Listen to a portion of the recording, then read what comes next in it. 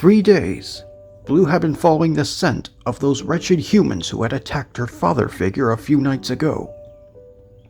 She sniffed the air to see if she could find their scent. If you may remember in a past video, I mentioned that velociraptors have a very keen sense of smell. This fact is what contributes to the fact that they are among the most durable hunters on the planet. The female raptor squinted her eyes into the morning daylight as it shined through the leaves of the forest. She let out a purring sort of sound as twigs snapped with each step she took. There was something very specific about these humans that had caught her interest tremendously. It was that raptor she saw. For so long she had believed that, with the deaths of her sisters, she was the last surviving velociraptor in the world. But that night, when she had seen the shape of another raptor standing before her in the light of the moon, she had felt as if she had been graced with a reassuring vision, a kind of apparition that seemed to haunt her. She had never even seen a male of her species before. None others besides her sisters were made on that island. But she had barely ever been outside of her own paddock, so how exactly could she have known? But who were these men that had attacked Owen and those other people? And what exactly did that raptor have on the side of his head? Whatever the reason, the fact of the matter was, she was not the only raptor anymore. For all she knew, there could be even more out there in this world. Being a highly intelligent creature, Blue knew now that whatever those humans were using this particular raptor for, she had to get to the bottom of it. She had to break him out of it. There seemed to be no other living things in this forest with her. Not to the eye, at least. She could still smell something small ambling around on the trail before her. She could smell the rubber of tires on the tracks, which were left by the strange transportation things that the humans used that night. However, this rubber smell was coupled with the scent of the small animal. She tilted her head curiously at the presence of whatever this was. She had not remembered ever smelling anything like this in her time in the human world. This was new. The small creature in front of her was nowhere to be seen, but Blue could certainly hear something. It sounded an awful lot like digging. Digging in the dirt of the trail. She sniffed again and could definitely tell that this creature was a dinosaur. But not like any she had ever smelt before. And she had smelt a lot of things out in the wild.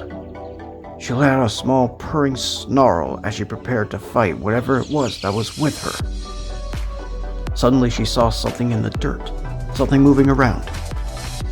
As she leaned closer, she saw just what it was that was raising such awareness. And it was definitely unexpected, to tell the truth. The creature was about the size of a normal American badger, 3 feet long with a very bulbous stature. On his face, along with a beak, there was a pair of tusks on both sides of the face. The strange little dinosaur looked up at Blue with a curious look. Blue looked equally weirded out by the appearance of whatever this thing was. The animal scuttled forward with small pieces of dirt falling from its tusks. It did not seem to view the raptor as a threat. It just ran over to a nearby bush and tore at the leaves with its stubby little beak. The intelligent animal did not know what to make of this odd little creature. She could tell that the feeling was mutual as it munched at the vegetation before her. The way it moved and how it was digging reminded her of the small mole creatures she had encountered out here before. Not to mention the similarities with much more powerful microceratops that inhabited woodsy areas such as this. She could also tell that it was also a herbivore, which also meant that it posed no threat to her whatsoever.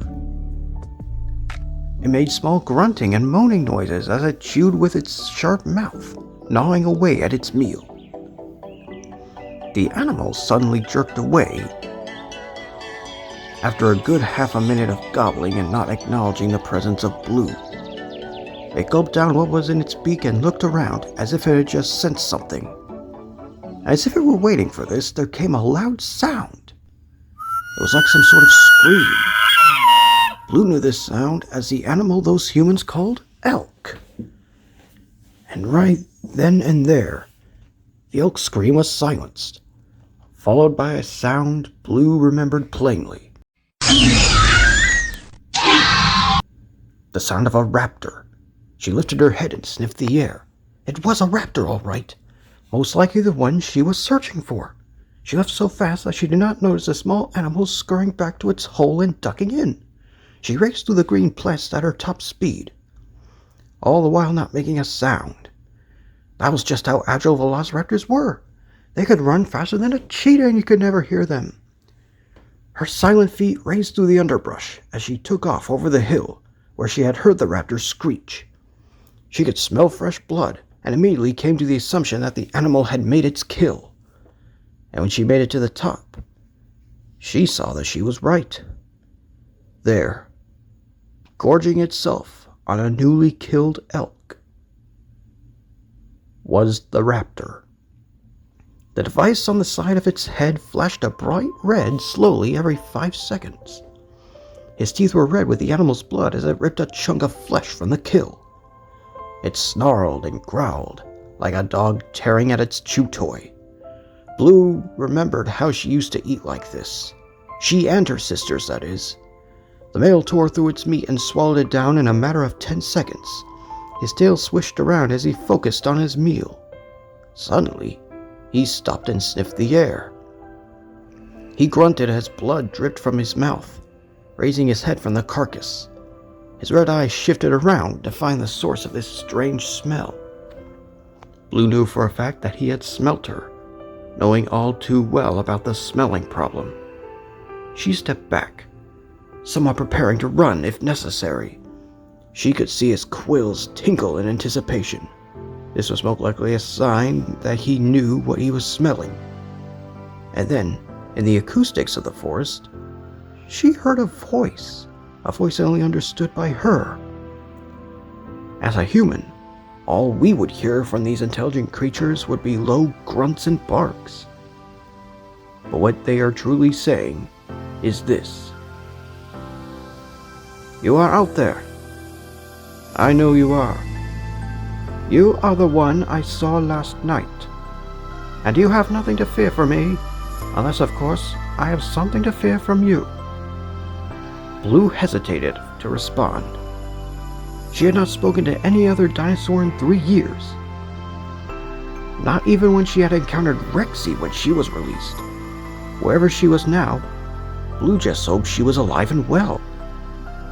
However, she knew that she could not keep this raptor waiting for her, or he might come personally and might mistakenly attack her.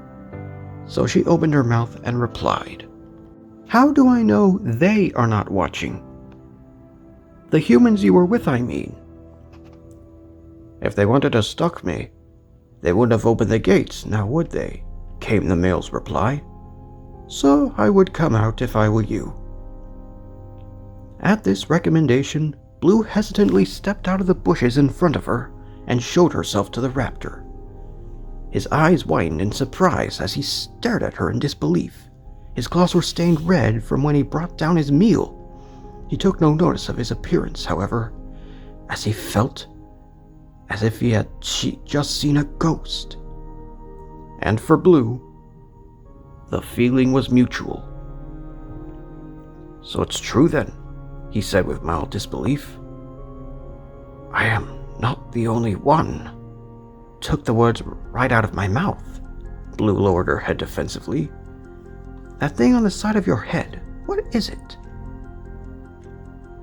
Did they do it to you?" "The worst part of it is, they shock it whenever I get out of line," the raptor replied, flexing his bloody claws. He decided to change the subject. "You know what that feels like? I will tell you this much. It is certainly no morning hunt. But let us not dwell on such things. You followed me all the way out here. Why?" I needed to be sure it was a raptor I saw. Blue got closer to him as she remained cautious. The male raptor seemed to find this amusing as he tilted his head at her caution. you still cower. The humans who I was with do not track me with this thing on my head. I know because I've hidden from them many times. Now, I imagine that you may have a few questions at the moment. Believe me, I do as well. And you know, there's one that I wish to get out of my system. Who are you? I am named by the one who raised me. They call me Blue. What is it that your humans call you? They do not refer to me as a short name like yours. Humans are not always as simple when giving names like yours was. The one with the black hair mostly refers to me as Asset ZC67S. Interesting. If my humans had named you, you probably would have named something like Beta or Purple or something of that make. ZS. Blue looked around as she began to think on a more appropriate name for this raptor. So far the two had appeared to show no hostility toward each other, no reason to attack one another. Blue thought for a moment as she put together fragments of this odd name of his. Surely with the sharpness of a velociraptor's mind, the two letters Z and S. These two letters sounded oddly familiar to something she had heard once before on the island. That one human, Hoskins. She remembered that he had visited Owen after her hatching and had given a recommendation for a name for her. Zeus. She scoffed at this memory. Clearly he didn't know that she was a girl. That is when Owen corrected him. However, the name he suggested was what had come to mind when thinking of the letters Z and S. You know, I believe I may have a suggestion. For what? A name. Blue approached him, being slightly more comfortable in his presence. Well, Blue, I am surprised, and, based on the past few days, that's not exactly a new feeling. You say that you found me a name as if you had pulled it out of thin air. Well, in a way I have. Back on my island there was someone who wanted to give me a name with the exact letters given in your name. The two of them exchanged a chuckle that we call snarling. Zeus. The raptor looked down at his feet as he contemplated his name. His eyes squinted as he began to think. Finally, he raised his head back up to the fellow raptor. Zeus? Zeus. Zeus it is then. I like it. So, tell me, Zeus. Blue had decided to get to more pressing matters. Those people that you were with, who are they? Why did they attack Owen? Was that the name of the person you were defending? Zeus asked. Well, the person known as Basilton led the attack under the orders of the man named Dogson. He said that since he was hiding those younger humans and their protector, he was a suspect as well. Suspect to what? As a witness to their plans. What they are using me for. Are they using the others as well? What others? The other raptors, Blue answered. Are they using the other raptors as well? Blue. They aren't using other raptors, Zeus shook his head. What? That's why I thought I was the last one.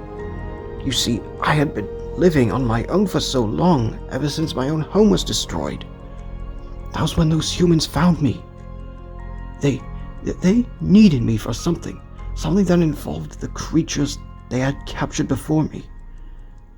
And when they had finally caught me, they put this strange thing in my head. It made my roars sound different. But it controlled them. Who? Controlled who? Before Zeus could open his mouth to even utter one word, he suddenly shrieked out in pain. The device on his head buzzed loudly as its light had stopped flashing.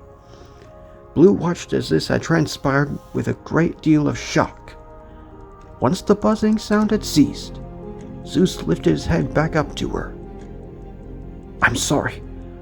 I have to go. Stay away from them, Blue. Stay safe." He then rushed back to the undergrowth. Now naturally, Blue was not content with possibly the only other raptor in the world up and leaving like this. Nor was she content with the way he spoke. He sounded in pain, as if that device was hurting him greater than he had described.